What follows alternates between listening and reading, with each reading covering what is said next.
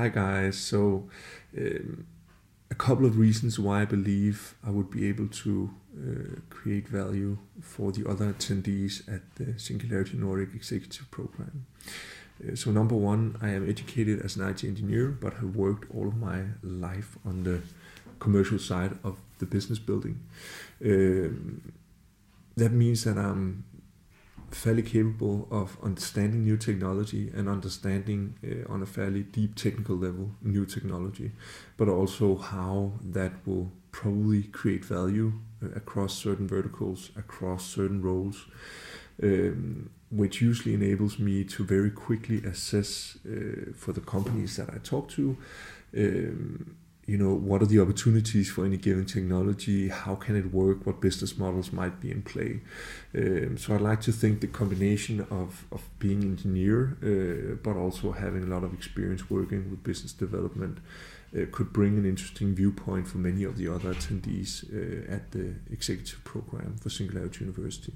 So that would be number one. Number two, I've started my career working for IBM, for NCR, for some big corporate enterprise companies, and having most of my startups worked with and sold to big enterprise customers. So I am intricately aware of how a large enterprise company runs.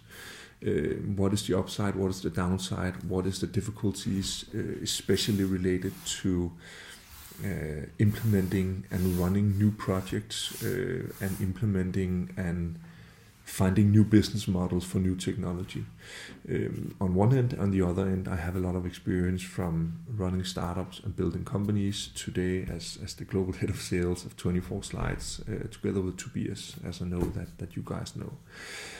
So I'd like to think that the combination of really knowing enterprises, what is the strength, what is the weaknesses, but also knowing small startups, what is the strength, what is the weaknesses, could add value to some of the other attendees at the program.